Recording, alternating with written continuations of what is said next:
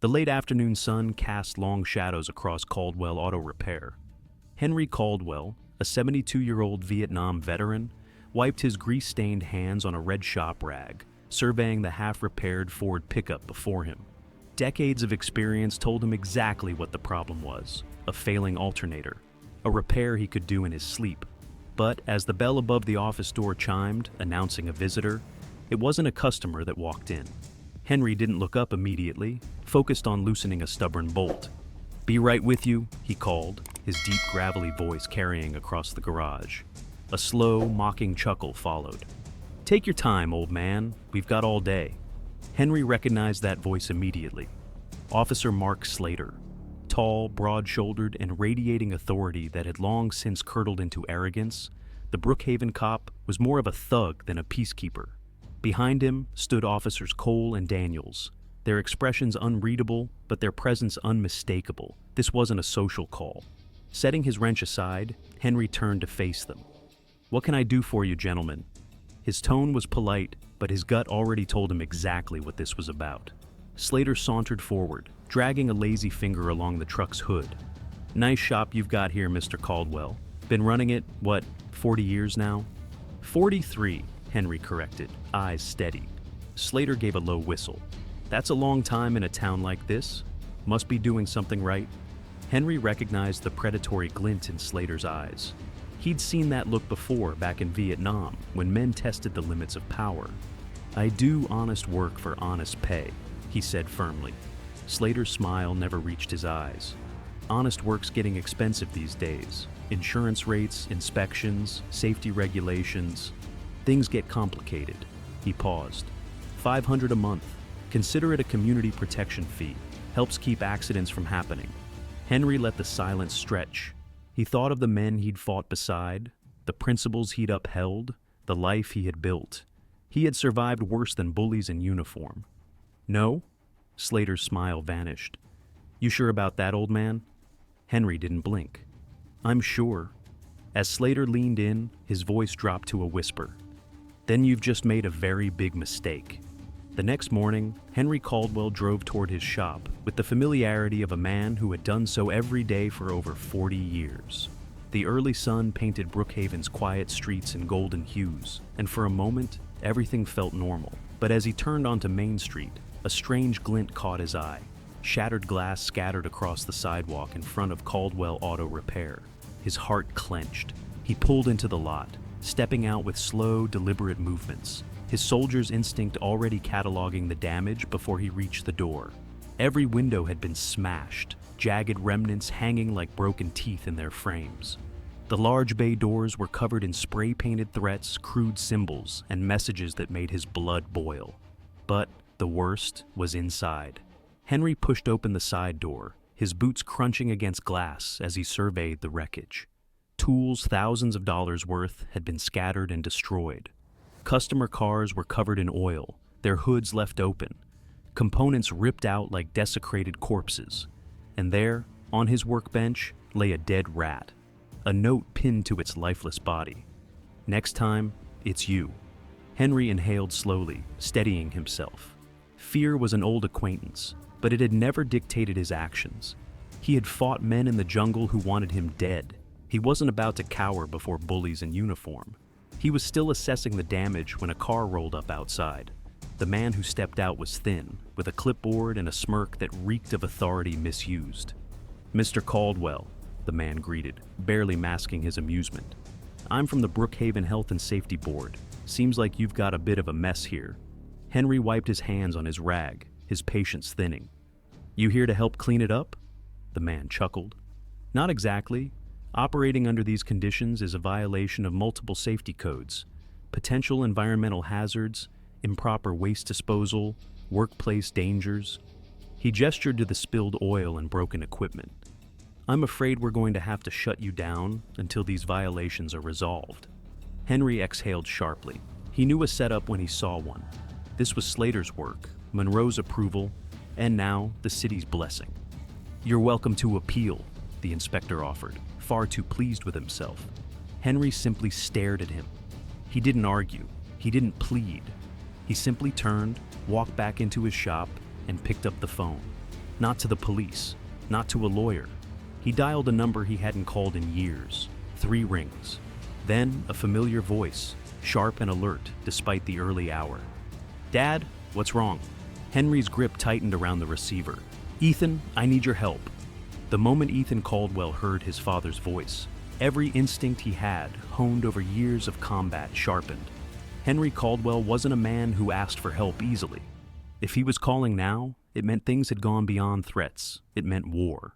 Ethan stood in the dimly lit operations room of a classified Delta Force outpost, gripping the phone tighter as his father spoke.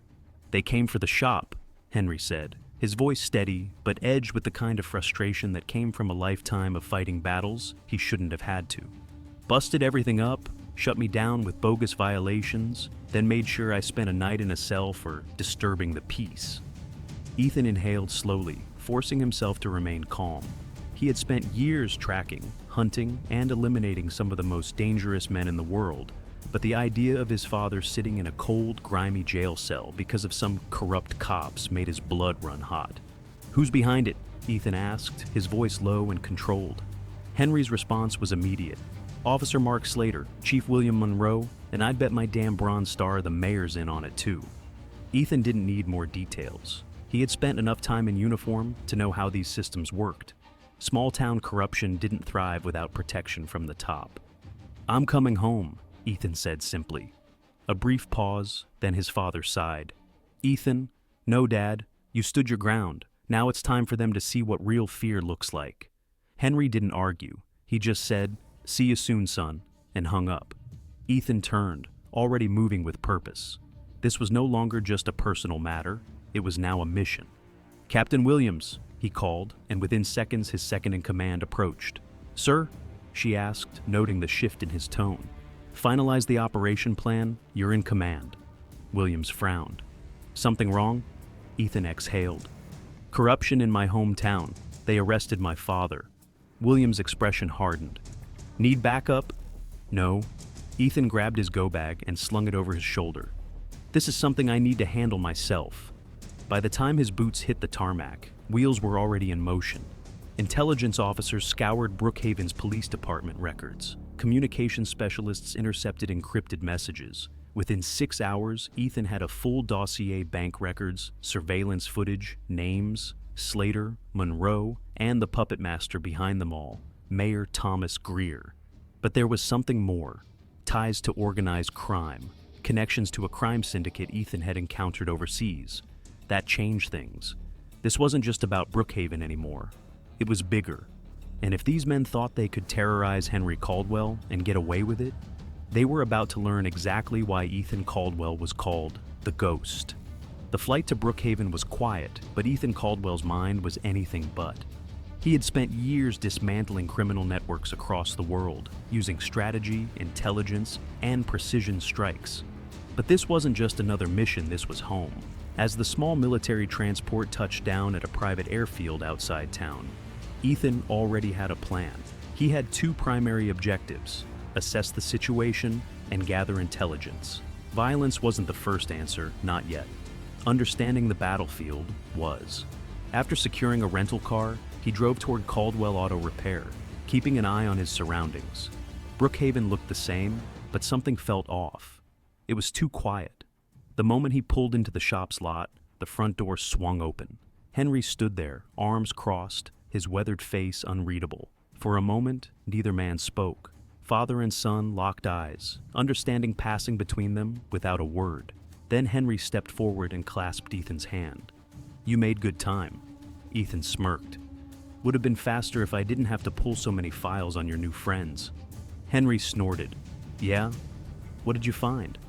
Ethan's expression darkened. "More than I expected." They walked into the office, where Ethan pulled out a tablet and laid it on the counter. The screen displayed bank records, transaction histories, and surveillance images he had intercepted before leaving base. Officer Slater and Chief Monroe aren't just running a protection racket, they're tied to organized crime. And it's not just local. They've been laundering money through shell companies connected to Morelli's syndicate. Henry exhaled sharply. "Morelli? I've heard that name before." Vincent Morelli runs a multi-state crime network: drugs, arms trafficking, corruption. If he's in bed with Monroe and the mayor, it means this town is just a piece of a much larger operation. Henry leaned back against the counter. So, what's the plan? Before Ethan could respond, the bell above the door chimed. They both turned as Rachel Foster stepped inside. She looked between them, her sharp journalist instincts immediately picking up on the tension. "Hope I'm not interrupting." Ethan studied her carefully. His intel had already confirmed Rachel had been trying to expose Brookhaven's corruption for years, only to be silenced at every turn. "Depends," he said. "You here to help or cause problems?" Rachel folded her arms. "I'm here because someone anonymously sent me enough evidence to bring down half this town." She gestured at Ethan's tablet. "I'm guessing that was you?" Ethan gave a half smile. "I like to keep things interesting." Rachel shook her head. "I don't know who you are, but the moment I started looking into this, my sources disappeared. The last time I ran a story on Monroe's department, my apartment was broken into." Henry's jaw clenched. "They tried to scare you off." Rachel nodded. "And it almost worked." She looked at Ethan. "But I get the feeling you're not someone who scares easy." Ethan's expression was cold. "Not anymore." Before they could continue, Ethan's phone buzzed. It was Ryan Drake, the only honest cop left in Brookhaven. Ethan answered, keeping his voice low. "Talk." Drake's tone was urgent. "Slater knows you're in town, and the chief just made a call to someone big. They're planning something." Ethan glanced at his father, then Rachel. The game had begun. Ethan Caldwell knew the moment Ryan Drake's warning came through the phone that time was running out. Slater and Monroe weren't just trying to intimidate his father anymore. They were escalating.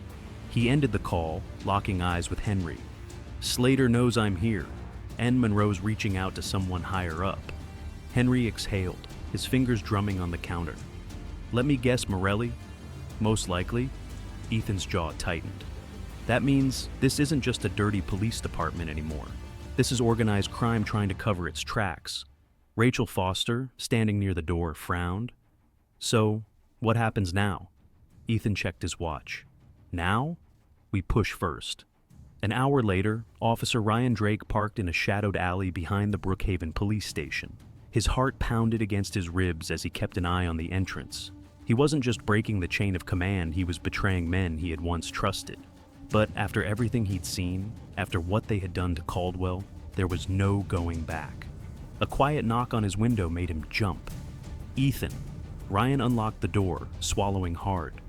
"They're meeting at the old warehouse on Fairview, midnight. Monroe, Slater, and some guys I don't recognize." Ethan nodded. "Morelli's men." Ryan hesitated. "Look, I'm in this as deep as you are now. What's the play?" Ethan's eyes were cold, calculating. "We let them talk, and we record every word." Ryan passed over a USB drive. "I already pulled body cam footage, conversations about the protection racket, threats against local businesses, everything you need to burn them." Ethan took it, tucking it into his pocket. "You just made sure they can't bury this." Ryan nodded, then hesitated. "Slater's getting desperate. That makes him dangerous." Ethan smirked. "Not as dangerous as me." At 11:45 p.m., Ethan crouched in the shadows outside Fairview Warehouse, a military-grade parabolic microphone aimed at the rusted metal walls. Inside, voices echoed, Monroe's, Slater's, and a new one, Vincent Morelli's enforcer, a man named Luka Petrov. "You said this was handled," Petrov's thick accent growled. Monroe sounded uneasy. "It was, until Caldwell's son showed up." Slater muttered something. Petrov cut him off. "I don't care who he is. This needs to end." A chair scraped against concrete. Then Morelli's voice low, measured, deadly. "I'll send in professionals, not your bumbling officers, real men. This ends tomorrow." Silence, then Monroe, voice tight. "And if it doesn't?" A soft chuckle. "Then we burn the whole damn town." Ethan pressed record on his phone. They had just made their final mistake. Ethan Caldwell didn't sleep that night. Sitting in the dimly lit office of Caldwell Auto Repair, he played the recording over and over again, memorizing every word. They were escalating. Morelli's syndicate wasn't just cleaning up a loose end, they were preparing to wipe out anyone who could expose them. His father watched him from across the desk, arms crossed. "What's the move?" Ethan glanced at the clock. 4 a.m. We take this to the feds, and we make sure they can't ignore it. Henry raised an eyebrow. You trust them? Ethan smirked, shaking his head. I don't trust anyone, but I know how to force their hand. By 6:30 a.m., Rachel Foster sat in front of her laptop at the Brookhaven Gazette, her fingers flying across the keyboard. Ethan had given her just enough a glimpse of the evidence, enough to grab attention without putting her in immediate danger. An anonymous email was sent to the FBI, the DOJ, and several national media outlets. Within minutes, calls were being made. By the time the sun was fully up, the federal government was already looking at Brookhaven. Ethan's phone buzzed. Ryan Drake. They're panicking, Ryan said without preamble. Monroe is shredding files, deleting records. Slater is acting like he's got an escape plan. Ethan smiled darkly. He won't make it far. Ryan hesitated. Morelli's enforcers just showed up at the police station. They're trying to keep Monroe from flipping. Ethan's smirk vanished. That meant Morelli wasn't waiting for his plan to unfold. He was accelerating it. Time was up.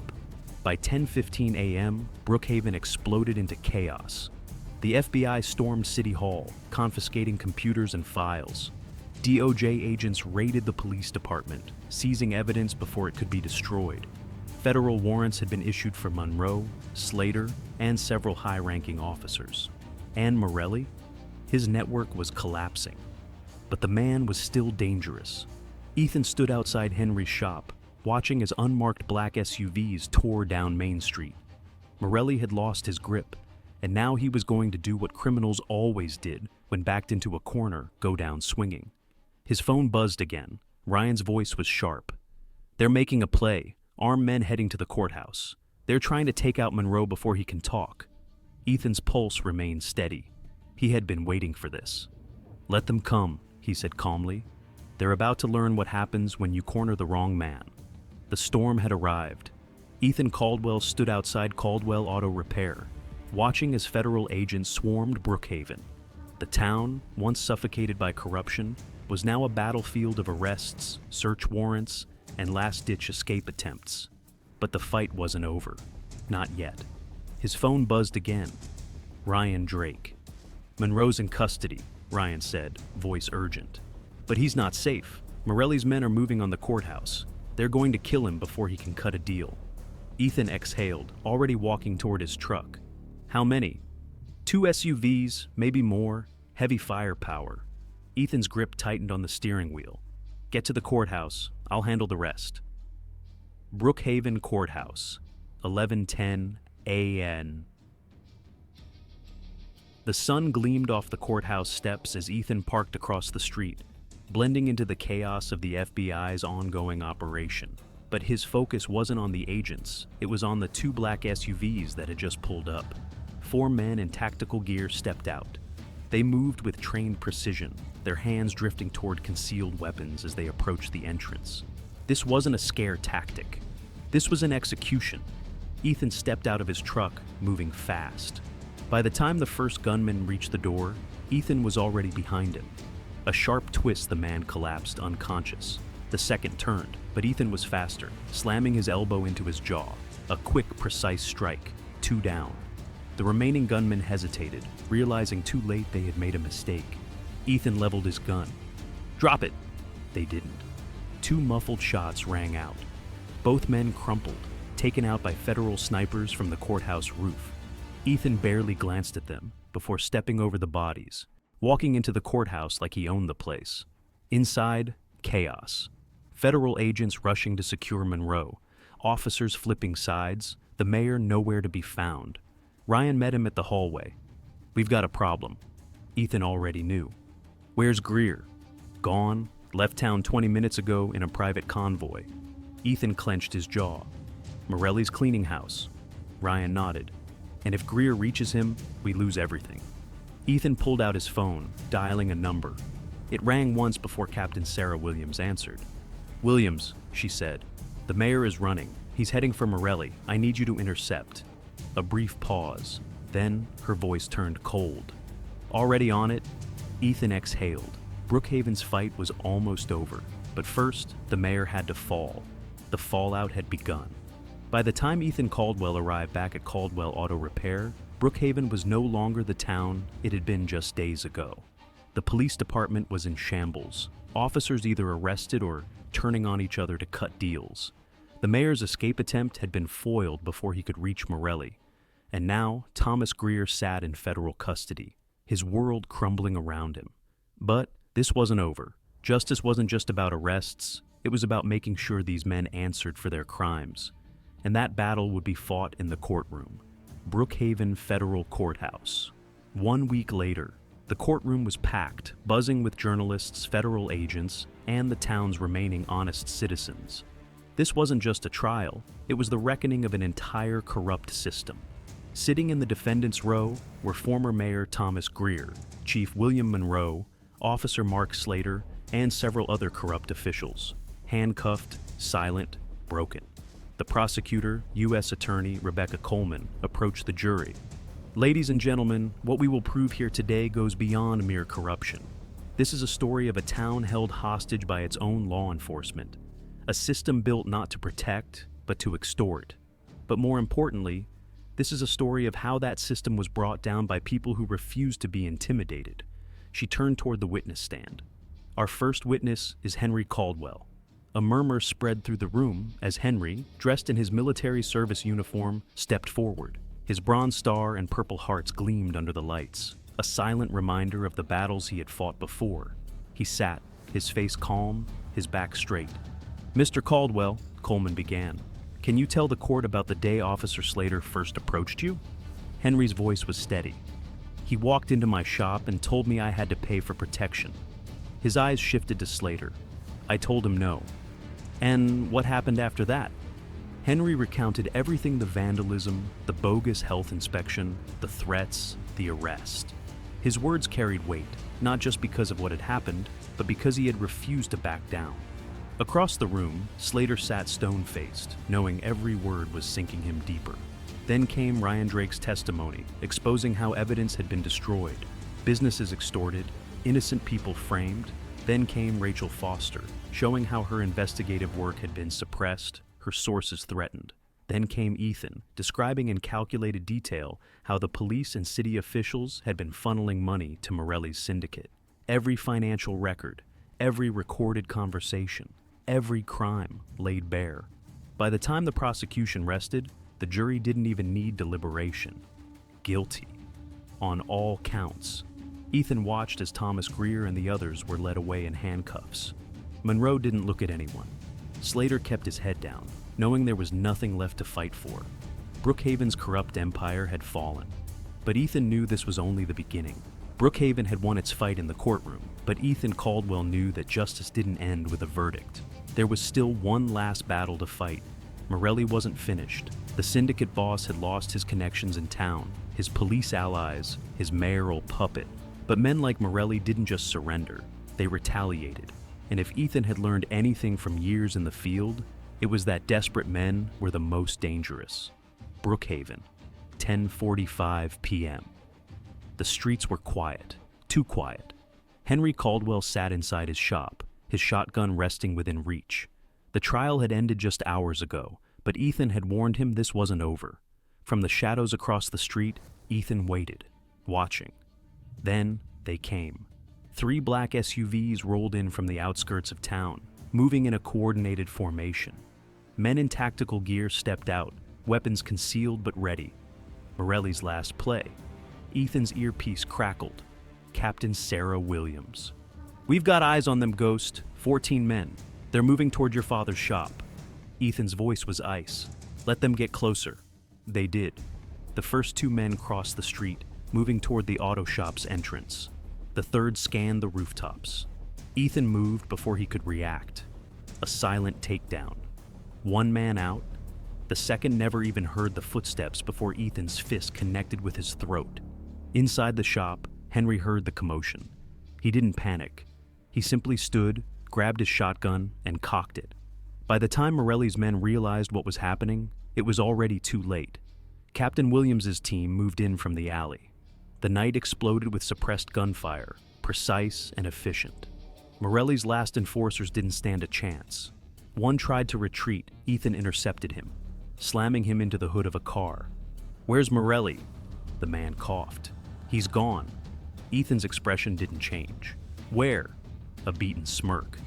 Not far enough? Morelli's safe house, 1:30 a.m. The crime boss never saw it coming. One moment, he was pacing in his private estate, barking orders at his remaining men, trying to figure out his next move. The next, Ethan was in the room, gun leveled. "It's over, Morelli." The mobster's face twisted in defiance. "You think this ends with me?" Ethan's smirk was cold. "Number. But it starts with you." Morelli lunged. Ethan put him down in 2 strikes. By the time the FBI arrived, Morelli was already zip-tied, his empire in ruins. Brookhaven was finally free. Henry watched as the last remnants of corruption were dragged away. He turned to his son. "You're leaving again, aren't you?" Ethan nodded. "There's another town that needs me."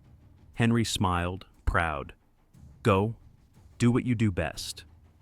Ethan clasped his father's hand, then disappeared into the night.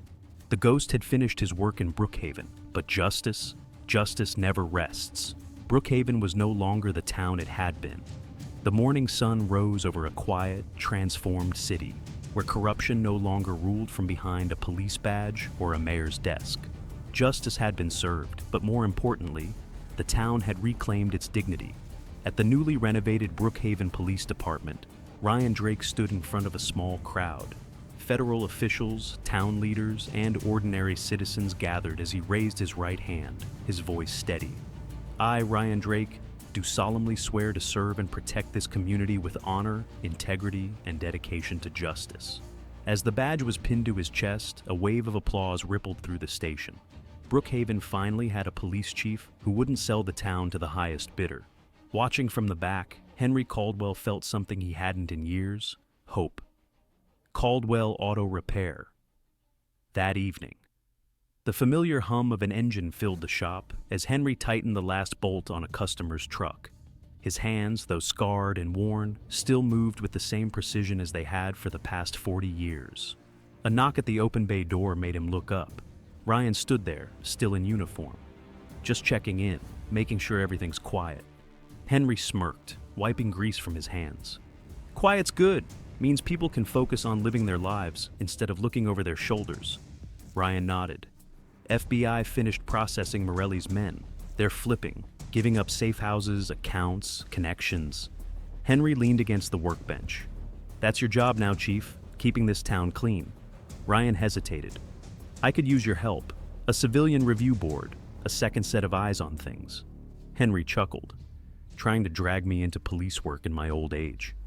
Trying to make sure what happened here never happens again." A long pause, then Henry nodded. "All right, but I'm not wearing a suit to meetings."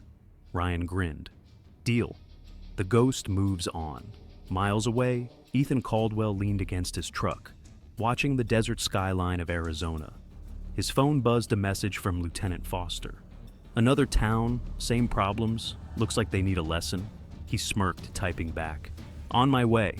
Justice wasn't just a courtroom verdict, it was a promise, a fight that never ended. And as long as there were towns like Brookhaven, the ghost would always be watching. Thanks for watching. If you enjoyed this video, don't forget to hit the like button, share your thoughts in the comments, and subscribe to the channel for more stories like this. See you in the next one.